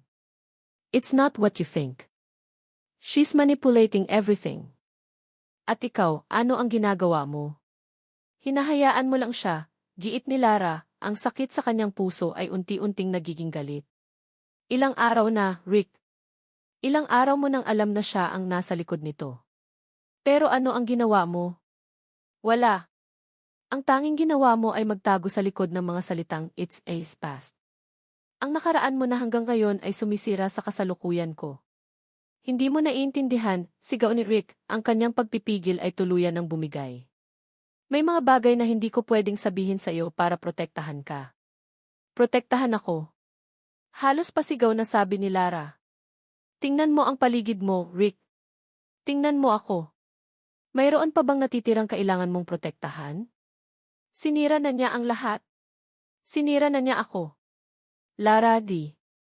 Lumapit si Rick, sinubukang hawakan ang kanyang braso, ngunit umaiwas siya na parang napapaso. Ang pag-iwas na iyon ang nagpabagsak sa huling piraso ng pag-asa ni Rick. Ang ultimatum ni Isabela ay umalinggaw sa kanyang isipan, sisirain ko siya hanggang sa pati ang mga anak niya ay kamuhian na siya. Kailangan niya itong itigil. Kahit sa pinakamasakit na paraan. Tinitigan niya si Lara, ang babaeng nagturo sa kanya kung paano muling makaramdam. At para iligtas ito, kailangan niyang saktan ito ng husto para kusa na itong lumayo. Ang lason na itinanim ni Isabela, gagamitin niya para itulak si Lara palayo sa kanya, palayo sa kapahamakan. Siguro tama sila, sabi ni Rick, ang kanyang boses ay biglang naging malamig at puno ng panunuya. Ang kanyang sariling sakit at takot ay lumabas bilang isang malupit na sandata. Napatingin si Lara, naguguluhan. Anong ibig mong sabihin? Ang board. Ang mga tao. Ang article, sabi ni Rick, ang mga salita ay lumalabas na parang lason sa kanyang bibig. Ang sakit ng sarili niyang pagkakanulo noon kay Isabela ay ipinapataw niya ngayon kay Lara. Paano ko malalaman? Paano ko malalaman na hindi ka rin katulad niya? Nasa huli, lahat kayo may presyo. Katahimikan. Tanging ang patak ng ulan sa bubong ang maririnig. Ang mga salita ay bumaon kay Lara, mas malalim at mas masakit kaysa sa anumang apoy o akusasyon. Hindi lang siya inakusahan ng kasinungalingan. Inakusahan siya sa mismong kaluluwa niya. Ang lalaking pinagkatiwalaan niya, ang lalaking minahal niya, ay tinitingnan siya ngayon na parang siya ang pinakamasamang tao sa mundo. Ang huling hibla ng kanyang pagkatao ay biglang naputol. Naramdaman niya ang unti-unting pag-init ng kanyang mga mata. Isang butil ng luha ang pumatak sa kanyang pisngi, kasunod ng isa pa. Tapos ka na, tanong niya, ang kanyang boses ay isang nanginginig na bulong. Hindi sumagot si Rick. Nakatayo lang siya roon, ang kanyang mukha ay isang maskara ng sakit na hindi maintindihan ni Lara. Itinaas ni Lara ang kanyang kamay, nanginginig at itinuro ang pinto. Ang kanyang kalungkutan ay naging isang dalisay na puot, isang puot na nagmula sa isang basag na puso. Umalis ka na, sabi niya, ang kanyang boses ay tumaas, puno ng sakit at galit na hindi na niya kayang itago. Umalis ka na sa bahay ko. Sa barangay ko. At sa buhay namin ng mga anak ko. Umalis ka. Bawat salita ay isang suntok na nagtulak kay Rick paatras. Nakita niya ang luhang dumadaloy sa mga pisngi ni Lara. Nakita niya ang pagkasuklam sa mga mata nito. Nagawa niya. Nagawa niyang itulak ito palayo. Ito ang pinakamasakit na tagumpay sa kanyang buhay. Walang sinabi, tumalikod si Rick at binuksan ang pinto. Lumabas siya sa malakas na buhos ng ulan at naglakad papunta sa kanyang kotse. Pinanood ni Lara ang pag-alis nito. Nakita niya ang pula ng mga taillights ng kotse nito habang unti-unti itong nilalamon ng ulan at ng dilim. Isang liwanag na tuluyan nang nawala. Nang mawala na ang kotse, isinara niya ang pinto. Ang lakas na nagpatayo sa kanya ay biglang nawala. Napasandal siya sa pinto at dahan-dahang napaupo sa sahig. Ang kanyang likod ay nakasandal sa kahoy na naghihiwalay sa kanya sa bagyo sa labas. Doon, sa sahig ng kanyang maliit na bahay, gumuho siya. Humagulgol siya, ang kanyang mga hikbi ay sinasabayan ng ugong ng ulan. Ang lahat ay nawala. Maya-maya, naramdaman niya ang maliliit na kamay sa kanyang balikat. Ang kanyang mga anak, nagising sa kanilang pagtatalo, ay nakatayo sa kanyang paligid, ang kanilang mga mukha ay puno ng takot. Pinilit ni Lara na punasan ang kanyang mga luha. Niyakap niya silang lahat ng mahigpit, isinubsob ang kanyang mukha sa kanilang maliliit na katawan. Okay lang si Mama, bulong niya, sinusubukang kumbinsihin ang kanyang sarili. Hinigpitan niya ang yakap, ang tanging lakas na natitira sa kanya. Kaya ko to, halos hindi marinig na sabi niya sa sarili. Kaya naming wala siya. Ang opisina ni Rick ay ang kanyang kaharian. Ngunit ngayong gabi, ito ay ang kanyang kulungan. Ang bote ng mamahaling whiskey sa kanyang mesa ay halos wala ng laman, ngunit hindi nito kayang patayin ang sakit. Ang bawat sulok ng silid, bawat ilaw ng syudad sa labas ng bintana, ay isang paalala ng kanyang kabiguan. Paulit-ulit na umalinggaw-ngao sa kanyang isipan ang sarili niyang mga salita. Paano ko malalaman na hindi ka rin katulad niya? Isang kasinungalingan. Isang kalupitan. Tiningnan niya si Lara, ang pinakamatatag at pinakatotoong tao na nakilala niya, at sinaksak niya ito gamit ang multo ng kanyang nakaraan. At bakit? Dahil sa takot. Dahil sa pride. Dahil mas madaling manakit kaysa aminin na siya ang nagkamali. Sa sobrang pagkamuhi sa sarili, binuksan niya ang kanyang computer. Hindi niya alam kung ano ang hinahanap niya. Siguro gusto niyang makita ulit ang mukha ni Isabela sa mga news articles, para ipaalala sa sarili kung sino ang tunay na kaaway. Napunta siya sa mga security files ng kanyang kumpanya. Sa isang desperadong kilos, hinanap niya ang petsa kung kailan siya huling tinawagan ni Isabela sa opisina, bago pa ang lahat ng gulo. Gusto niyang marinig ulit ang boses nito, ang kasinungalingan nito, para pagtibayin ang kanyang galit. Nakita niya ang file, isang standard audio recording ng lahat ng tawag na pumapasok sa kanyang private line para sa security at quality assurance. Pinindot niya ang play. Narinig niya ang boses ng kanyang sekretarya. Pagkatapos, ang boses ni Isabela, matamis at mapaglaro. Ngunit hindi iyon ang hinahanap niya. Nag-fast forward siya. Nag-rewind.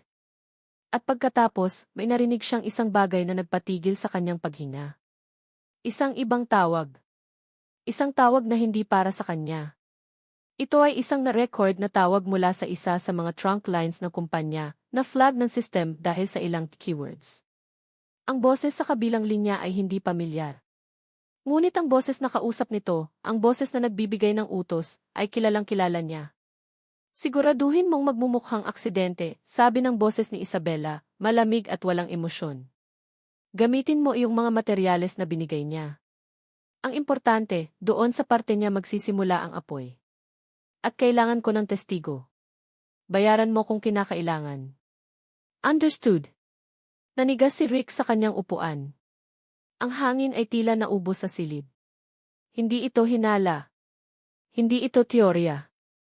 Ito ay katotohanan. Isang katotohanan kasing linaw at kasing brutal ng isang putok ng baril sa gitna ng katahimikan. Ang whiskey. Ang galit. Ang pagkamuhi sa sarili. Lahat ay nawala. Napalitan nito ng isang nakakasilaw na kaliwanagan. At kasabay ng kaliwanagang iyon ay ang isang sakit na mas matindi pa. Ang sakit ng katotohanang hindi lang niya nabigong protektahan si Lara. Siya mismo ang naging sandata na sumugat dito. Tumayo si Rick na itulak ang kanyang upuan sa sahig. Hinablot niya ang kanyang susi at cellphone at tumakbo palabas ng opisina. Ang kanyang puso ay kumakaripas, bawat tibok ay sumisigaw ng isang pangalan. Lara. Ang bahay ni Lara ay tahimik. Tulog na ang mga bata. Ang ulan ay tumila na, nag-iwan ng lamig at ng amoy ng basang lupa. Sa loob ng ilang araw, hinayaan niyang maghari ang gulo sa kanyang bahay. Isang salamin ng gulo sa kanyang puso. Ngunit ngayong gabi, kailangan niyang kumilos. Kailangan niyang maglinis. Kailangan niyang ibalik ang kaayusan, kahit sa maliliit na bagay lang. Sinimulan niya sa sala. Inayos niya ang mga unan sa sofa. Pinulot niya ang mga laruan na nakakalat sa sahig. Bawat kilos ay mabagal at mekanikal, isang paraan para mapagod ang kanyang katawan para hindi na mag-isip pa ang kanyang isipan. At pagkatapos nakita niya ito. Nakasandal sa isang sulok, nakalimutan na. Ang saranggola ni Lucas. Ang saranggola na inakyat ni Rick sa puno. Isang matinding kirot ang tumusok sa kanyang puso. Kukunin na sana niya ito para itapon. Para alisin ang isa pang alaala. Ngunit napahinto siya. May isang bagay na kakaiba dito. Noong araw na iyon, nasira ang isang bahagi ng saranggola. At ngayon, nakita niya na inayos ito. May isang maliit na puting papel na maingat na idinikit bilang panapal sa butas. Lumapit siya. Kinuha niya ang saranggola. Ang patch ay isang piraso ng papel na pinilas mula sa isang maliit na notepad. May sulat kamay dito, isang sulat na formal at matalas. Ang sulat kamay ni Rick. Hindi ito isang love note. Ito ay isang simpleng paalala para sa sarili. Reminder, ordered gagaya negatibo 77 fire retardant coating for tala temp repairs. Binasa niya ito ng isang beses. 2 beses. 3 beses. Negatibo 77 fire retardant coating. Patong na hindi agad masusunog. Ang akusasyon, gumamit siya ng mumurahing materyales na madaling masunog. Ang katotohanan, nag-utos siya ng isang espesyal na materyales para maiwasan ang sunog. Ang dalawang bagay ay hindi magkatugma. Napaupo si Lara sa sahig, hawak ang saranggola. Ang maliit na piraso ng papel na ito ay isang maliit na piraso ng katotohanan sa isang karagatan ng kasinungalingan. Hindi siya niloko nito. Sa simula pa lang, sinusubukan na pala siyang protektahan ito, kahit sa mga paraang hindi niya nakikita. Ang mga masasakit na salita nito noong gabing iyon. Paano ko malalaman na hindi ka rin katulad niya? Biglang nagkaroon ng ibang kahulugan. Hindi iyon isang akusasyon. Iyon ay isang sigaw. Sigaw ng isang taong nasaktan na dati at natatakot na masaktan muli. Naghalo-halo ang emosyon sa kanyang puso. Ang galit ay napalitan ng pagkalito. Ang sakit ay napalitan ng isang maliit, nanginginig na kislap ng pag-intindi. At sa gitna ng kanyang katahimikan, biglang tumunog ang kanyang cellphone. Isang numero na hindi nakarehistro, ngunit isang numero na alam niya kung kanino. Nag-aalangan niyang sinagot. Hello?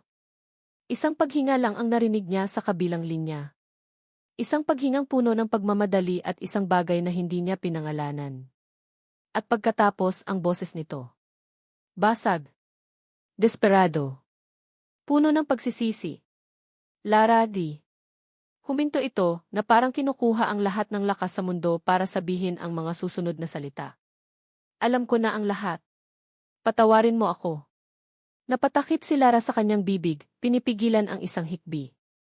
Pero kailangan ko ng tulong mo. Ang boses ni Rick sa kabilang linya ay parang isang lubid na inihagis sa isang taong nalulunod.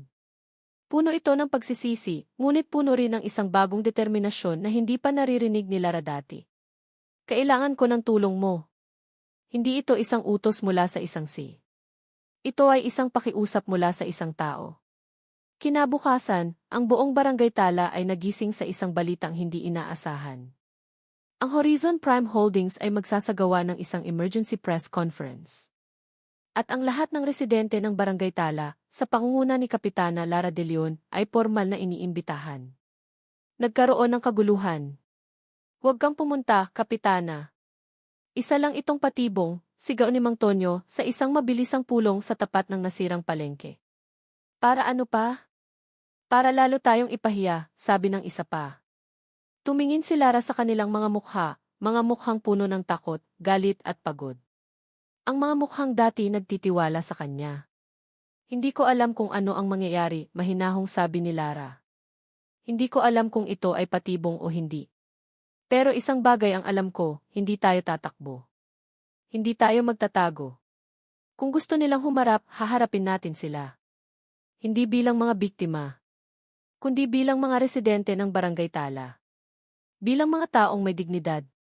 May nagbago sa kanyang boses. Ang pader ay bumalik, ngunit hindi ito isang pader ng depensa. Ito ay isang pader ng lakas. Ang pag-aalinlangan sa mga mata ng mga tao ay napalitan ng kislap ng dating paghanga. At sa unang pagkakataon sa loob ng maraming araw, may sumunod sa kanya. Pagkatapos ay isa pa. Hanggang sa ang buong komunidad ay nagpasya. Sama-sama silang haharap sa kung anuman ang naghihintay sa kanila. Ang press conference ay ginanap sa isang malaking ballroom ng isang 5-star hotel. Ang kaibahan ng lugar sa kanilang simpleng barangay ay nakakapanliit. Ang mga residente ay pumasok na parang mga isda sa labas ng tubig, nahihiya sa ilalim ng tingin ng mga reporter na nakasweet at ng mga miyembro ng board na nakaupo sa harap. Ngunit si Lara ay lumakad ng tuwid, ang kanyang ulo ay nakataas. Siya ang kanilang kapitana. Maya-maya ang mga pinto ay muling bumukas. Pumasok si Isabella Cruz, nakangiti na parang siya ang reyna ng gabi. Ang kanyang bawat hakbang ay puno ng kumpiyansa. Nagtama ang kanilang mga mata. Umiti si Isabela kay Lara, isang ngiting mapang-asar na parang sinasabing tapos na ang laro. Nanalo na ako. Umupo si Isabela sa hanay ng mga asi, sa tabi ng mga miyembro ng board. At pagkatapos, umakyat si Rick sa entablado. Ang katahimikan ay bumalot sa buong silid. Mukha siyang pagod, ngunit may isang bagong apoy sa kanyang mga mata. Good afternoon, simula niya. I called this press conference to address the recent unfortunate events surrounding our San Mateo project and the community of Barangay Tala. Tumingin si Isabela sa kanyang mga kuko, halatang naiinip, naghihintay sa anunsyo ng pagkatalo ni Rick. Maraming akusasyon ang ibinato, patuloy ni Rick. Mga akusasyon ng kapabayaan laban sa Horizon Prime. At mga masasamang paratang laban sa integridad ni Kapitana Lara de Leon. Tumingin siya sa direksyon ni Lara, isang mabilis ngunit makahulugang tingin. Ngayon, narito ako para linawin ang lahat. Pinindot niya ang isang remote. Ang malaking screen sa likod niya ay umilaw. Isang audio file. Bago yon, may gusto lang akong iparinig sa inyo. Isang recording na nakuha ng aming security system. Pinindot niyang muli ang remote. Isang boses ang umalinggaw sa buong silid, pamilyar at malinaw. Ang boses ni Isabela. Siguraduhin mong magmumukhang aksidente. Gamitin mo iyong mga materyales na binigay niya. Ang importante, doon sa parte niya magsisimula ang apoy. At kailangan ko ng testigo. Bayaran mo kung kinakailangan. Understood. Parang bombang sumabog ang recording. Napatingala si Isabela, ang kanyang mukha ay biglang namutla na parang papel. Ang kanyang bibig ay bahagyang nakabukas sa gulat. Ang lahat ng mata sa silid ay napako sa kanya. Ang mga kamera ay nagsimulang mag-flash na parang kidlat. Ang mga reporter ay nagkagulo. Ang mga miyembro ng board ay napatingin sa kanya nang may pagkasuklam. Ang maskara ay tuluyang nahulog. Sa gitna ng kaguluhan, isang tao ang tumayo. Si Lara de Leon. Lahat ay muling natahimik at napatingin sa kanya. Lumakad siya papunta sa isang mikropono na nasa gilid. Hindi siya tumingin kay Isabela. Tumingin siya sa mga kamera, sa mga tao. Ako po si Lara de Leon, sabi niya, ang kanyang boses ay kalmado ngunit matatag. Ang aking komunidad, ang Barangay Tala, ay hindi lamang isang proyekto. Hindi kami isang problema na kailangang ayusin. Kami ay isang komunidad ng mga mangingisda, mga tindera, mga ina, mga ama. Ang aming yaman ay hindi nasusukat sa pera.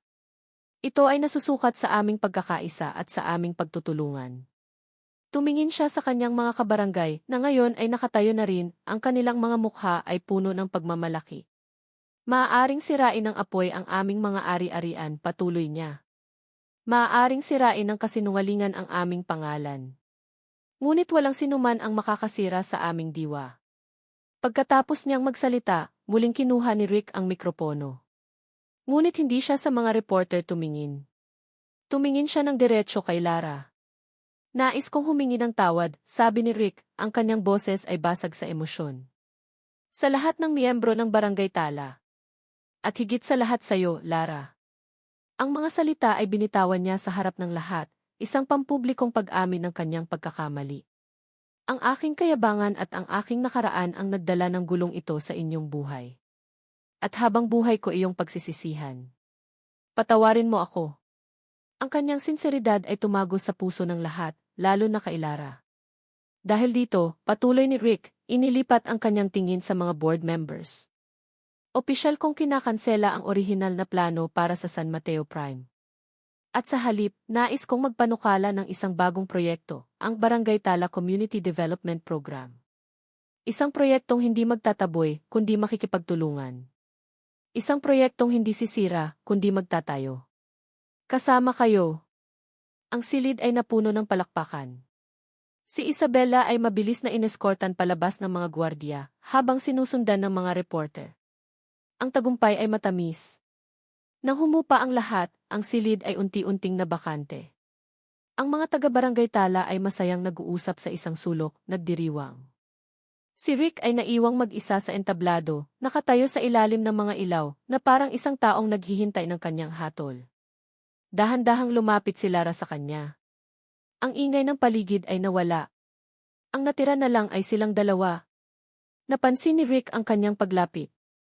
Ngunit hindi siya nag-angat ng tingin. Tila natatakot itong salubungin ang kanyang mga mata.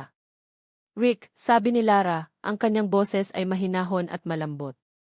Dahan-dahan itong nag-angat ng tingin. Ang kanyang mga mata, ang mga matang minsay nagyelo at minsay nag-apoy, ay puno ngayon ng isang tanong. Puno ng takot. At puno ng pag-asa. Ilang buwan na ang lumipas. Ang hangin sa Barangay Tala ay hindi na amoy abo at takot. Amoy bagong pintura na ito, amoy sementong unti-unting tumutuyo, at amoy pag-asa. Linggo ng hapon. Ang init ng araw ay hindi na nakakapasong, kundi ay isang mainit na yakap. Mula sa bintana ng kanyang kusina, habang naghihiwa siya ng mga gulay, naririnig ni Lara ang isang himig. Isang himig na hindi niya akalaing maririnig niya muli. Ang tawa ng kanyang mga anak, malakas at walang pag-aalala. At kasama nito, ang malalim na boses ng isang lalaki, nagpapaliwanag ng may pasensya. Sumilip siya sa labas. Sa ilalim ng puno ng mangga, kung saan minsan ay may isang saranggolang nasabit, nakaupo si Rick sa lupa, nakasuot ng simpleng puting t-shirt na may bahid ng grasa. Kasama niya sina Miguel at Lucas. Magkakasama nilang inaayos ang sirang kadena ng bisikleta ni Miguel. Ganto lang yan, narinig ni Lara na sabi ni Rick.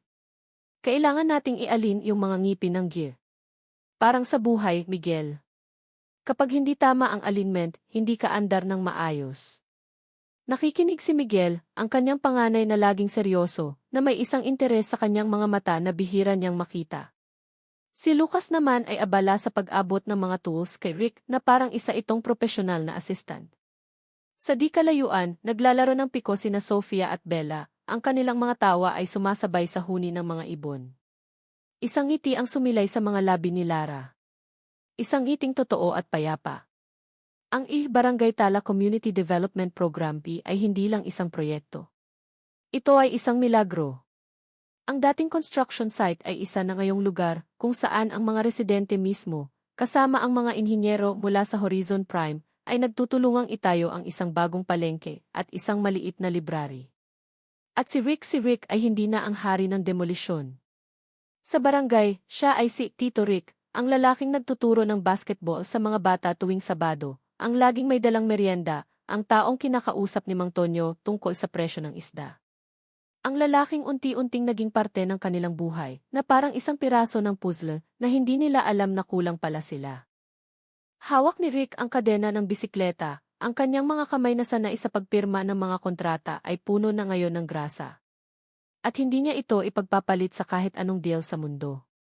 Ang pakiramdam ng pagiging kailangan, hindi dahil sa kanyang pera o kapangyarihan, kundi dahil sa kanyang kaalaman sa isang lumang bisikleta, ay isang bagay na bago at nakakabuo ng pagkatao. Ganyan po ba, Tito Rick? Tanong ni Miguel, itinuturo ang kadena. Exactly, sabi ni Rick, ginulo ang buhok ng bata. You're a fast learner. Magiging magaling kang engineer balang araw. Ngumiti si Miguel, isang bihirang ngiting nagpapakita ng kanyang mga ngipin. Ang ngiting iyon ay isang tagumpay para kay Rick, mas malaki pa kaysa sa pagpapatayo ng isang skyscraper. Biglang tumakbo si Bella papalapit sa kanila, ang kanyang mga tirintas ay tumatalon-talon. Umiiyak ito. Well, what's wrong, princess? Tanong ni Rick, agad na binitiwan ang bisikleta at binuhat ang bata. Kasi po si Sofia, ayaw akong pasali sa laro, sumbong nito, ang mga luha ay namumuo sa kanyang mga mata. Pinunasan ni Rick ang kanyang mga pisngi gamit ang likod ng kanyang kamay na nag-iwan ng maliit na mansa ng grasa. Ganun ba? Hayaan mo, kakausapin ko si Ate Sofia mo. Pero alam mo, may sekret akong sasabihin sa'yo. Yumakap si Bella sa kanyang leg. Ano po iyon? Mas masaya naman kasing tulungan si Papa Rick na mag-ayos ng bike, hindi ba, bulong niya. Natigilan ang bata. Tumingin ito sa kanya, ang kanyang mga mata ay bilog at seryoso. At pagkatapos, sa gitna ng tahimik na hapon, isang salita ang lumabas sa bibig nito, isang salitang nagpatigil sa mundo ni Rick. Opo, Papa Rick. Nanigas si Rick. Papa Rick. Ang dalawang salita ay tumama sa kanya na parang kidlat, ngunit sa halip na sakit, nagdulot ito ng isang napakalakas na alon ng init na kumalat sa buong katawan niya. Napatingin siya sa direksyon ng kusina. Nakita niyang nakatayo doon si Lara sa may bintana, nakatingin sa kanila. Ang kanilang mga mata ay nagtagpo. Hindi siya sumimangot. Hindi siya nagulat. Sa halip, isang maliit, mainit na ngiti ang dahan-dahang sumilay sa mga labi ni Lara, isang ngiting puno ng pagtanggap, puno ng pagmamahal. Isang ngiting nagsasabing, tama ang narinig mo. At okay lang. Halina kayo. Kakain na tayo, sigaw ni Lara mula sa pintuan. Ang sala ay napuno ng ingay at buhay. Ang mga bata ay naguunahan sa pag-upo sa mesa. Umupo si Rick sa tabi ni Miguel, sa dulo ng mesa na dati ilugar ng kanyang yumaong asawa. At sa pagkakataong ito, hindi na ito masakit para kay Lara. Ito ay tama. Habang nagsasandok si Lara ng kanin, pinanood niya sila. Si Rick na tinutulungan si Lucas na hiwain ang manok nito. Si Sofia na nagkukwento tungkol sa bago niyang kaklase. Si Bella na nakaupo sa tabi ni Rick, hindi na umaalis. Isang pamilya. Isang pamilyang hindi perpekto, binuo mula sa mga nasirang piraso, pinagtagpi ng pasensya, pagpapatawad, at ng isang pag-ibig na hindi inaasahan. Ma, biglang sabi ni Miguel sa gitna ng kanilang kainan na nagpatigil sa lahat. Tumingin ito mula kay Lara patungo kay Rick. Bakit, anak? Ma, Papa Rick, sabi nito, ang kanyang boses ay seryoso, ngunit may kislap ng pag-asa. Kailan po tayo magkakaroon ng family picture na buo talaga? Ang tanong ay bumaon sa puso ni Lara at Rick. Tumingin sila sa isa't isa, sa ibabaw ng lamesang puno ng pagkain at ng mga batang naghihintay ng sagot. Walang salitang lumabas sa kanilang mga bibig. Hindi na kailangan. Isang ngiti lang ang isinagot nila sa isa't isa. Isang ngiti na nagsimula sa kanilang mga labi, umakyat sa kanilang mga mata, at naging isang pangako. Isang pangako ng mas marami pang mga hapon sa ilalim ng puno ng mangga. Isang pangako ng mas marami pang mga hapunan na puno ng tawanan. At isang pangako ng isang kinabukasan, kung saan sa wakas, ang kanilang larawan ay magiging tunay at ganap na buo. At dito po nagtatapos ang kwento ni Lara at Rick, isang kwento ng pagbangon, pagpapatawad, at ng isang pamilyang muling nabuo. Mula sa kaibuturan ng aking puso, maraming salamat. Salamat sa inyong walang sawang pagsubaybay at sa pagsama sa amin sa bawat kabanata ng kanilang paglalakbay. Habang isinusulat ko ang kwentong ito, naramdaman ko ang bawat sakit, bawat kilig, at bawat tagumpay ni Lara at Rick. Naging hamon ang ipakita kung paano ang dalawang taong nagmula sa magkaibang mundo, na may sari-sariling sugat mula sa nakaraan, ay maaaring makahanap ng lunas sa piling ng isa't isa, at sa yakap ng mga batang uhaw sa pagmamahal. Dahil sa huli, iyon naman talaga ang mensahe ng ating kwento. Na ang tunay na pag-ibig ay hindi natatagpuan sa pagiging perpekto, kundi sa pagtanggap ng mga kapintasan. Na ang pagpapatawad, sa sarili man o sa iba, ang siyang susi na nagbubukas ng pinto para sa isang bagong simula. At higit sa lahat, na ang isang pamilya ay hindi laging nagsisimula sa dugo, kundi sa pagmamahal, respeto, at sa isang pusong handang mag-aruga. Ngayon, nais ko namang marinig ang inyong saloobin. Ano ang pinakapaborito ninyong eksena? Anong aral ang inyong napulot? At sino sa mga karakter ang pinakatumatak sa inyong puso? Huwag po kayong mag-atubiling iwanan ang inyong mga komento sa ibaba. Binabasa po namin ang bawat isa. Hanggang sa muli nating pagkikita sa susunod na kwento. Muli, ako po ang inyong manunulat. Maraming salamat at laging mag-ingat.